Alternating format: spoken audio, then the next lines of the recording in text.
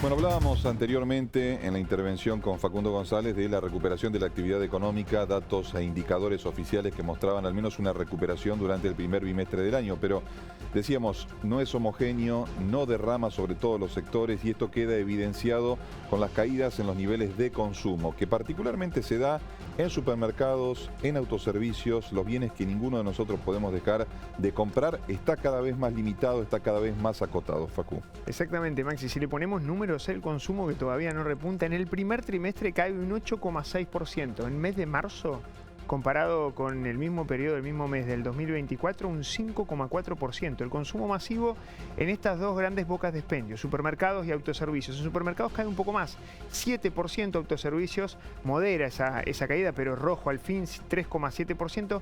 Fíjate que desde el sector se preguntan si es principalmente un bolsillo que hoy tiene que convalidar otro tipo de gastos o un cambio de hábito de las herramientas defensivas que habitualmente aplicaban los argentinos cuando el nivel de inflación era mucho más elevado. Sí. Porque naturalmente, si la inflación va hacia la baja y tuviste una desaceleración fuerte de la marcha de los precios, sobre todo comparado contra en la primera parte del 2024, cuando tenías la inflación mensual por arriba de los 2 dígitos y hoy está por debajo del 4%. Ahí no se toqueábamos. Pero claro, en ese sentido valía la pena sacar provecho y la gran mayoría de las estrategias de los bolsillos argentinos es tratar de estoquearse en alimentos y bebidas. De hecho, en los productos que no son de primera necesidad la caída es mayor. Todavía sigue ese efecto estoqueo, pero en menor dimensión. Por eso, de esa manera, empezó a perder relevancia en el gasto el tema de este cambio en el hábito de consumo, de cómo consumíamos antes y ahora. La otra cuestión es la remarcación permanente, lo que vemos cada uno de los consumidores cuando vamos al supermercado. Generalmente, y lo charlábamos recién durante la pausa con Chechu y con Facu, uno ve movimiento los primeros 15 días del mes. Después como que se va notando la dificultad en materia económica de disponer de dinero para consumir determinados bienes. La remarcación.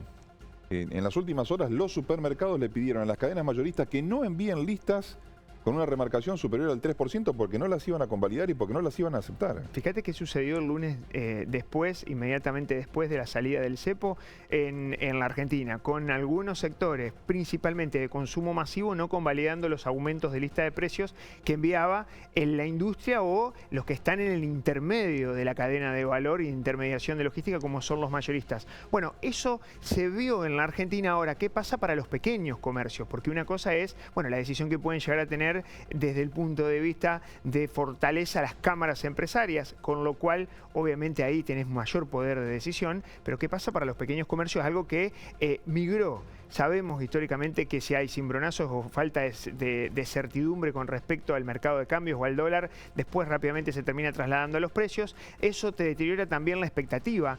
Se descarta de que la inflación se desacelere al menos en el mes de abril. Falta todavía para terminar el mes, pero al menos tiene un piso del 3,7% y de hecho tuviste una dinámica estos últimos 2 meses, febrero, marzo, inclusive sumando abril, con este tipo de situación. Tensiones en las cadenas de precios, sobre todo de alimentos, bebidas, entre otros rubros. Habrá que ver después qué termina sucediendo. El dólar, si tomamos como parámetro, como subió también bajó. Estos últimos días realmente ha casi regresado a los parámetros anteriores que tenía en materia de cotización, sobre todo el dólar oficial, que es el que le importa a la producción, porque el dólar que importa por ahí tal vez a la calle, al ahorrista, esos tipos de cambio bajó. Que hay disponibilidad. Y hay disponibilidad. Ahora, ojo con estas situaciones que empezás a marcar en la Argentina. 16 meses consecutivos de caída.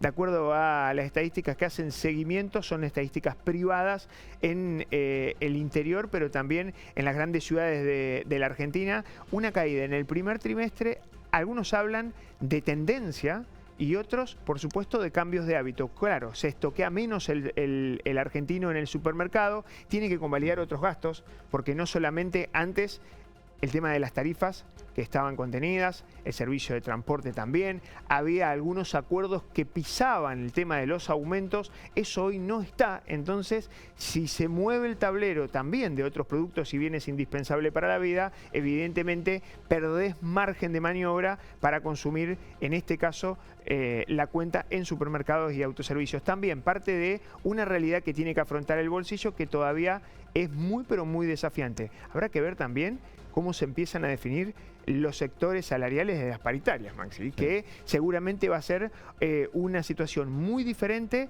porque en el medio va a buscar tratar de recomponer poder de compra y consolidar una recuperación si es que la inflación retorna el sendero hacia la baja, algo que seguramente en abril no va a suceder.